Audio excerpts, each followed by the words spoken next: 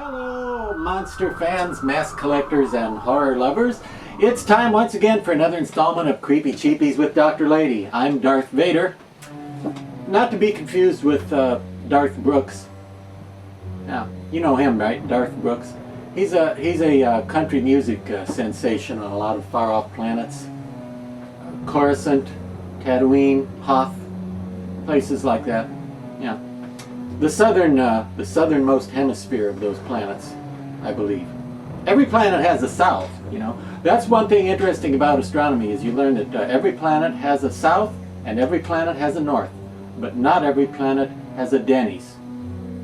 It's just the way it is. It's your fun fact for today. Your mask for today, on an unrelated note, is this hideous monstrosity called Demon Spawn. It's called Demon Spawn. And it's from the Starz TV show Ash vs. Evil Dead. So this is the Ash vs. Evil Dead Demon Spawn.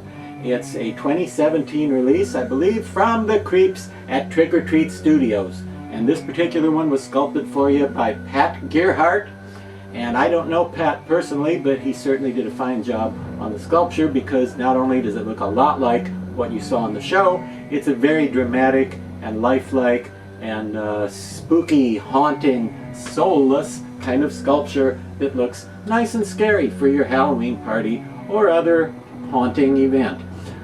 One thing I like about the Demon Spawn mask is this kind of oddball paint job that it has. It's very splattered and spattered and dirty and streaky looking, which is very unusual and makes it very distinctive, even if you already have a lot of like zombie and ghost and dead person type masks. This one is still pretty different from anything else you've got. Now it's got the black mesh fabric in the eye holes, so that when you're wearing it, it just looks like big, empty, spooky skull type eye sockets for a nice haunting effect.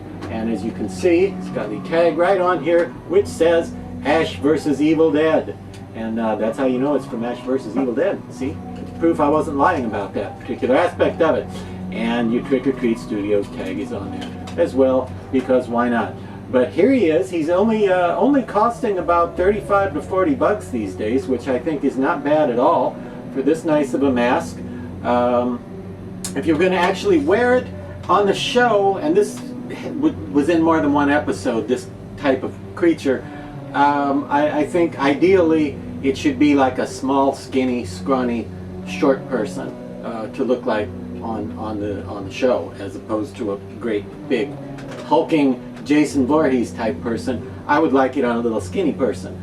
Maybe gray tights and leotard, and add like some splatter and black smudges to it. Maybe some spooky fingernails or fingertips could be worn.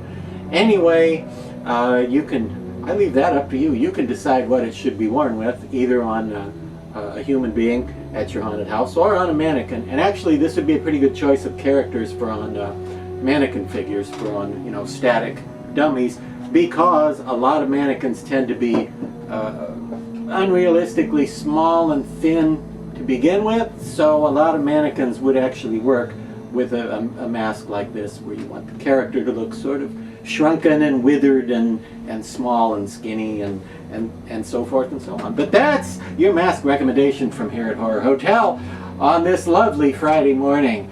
And well, remember, next time you come here to Horror Hotel, we'll be taking a look at another really scary mask, so bring a change of underwear.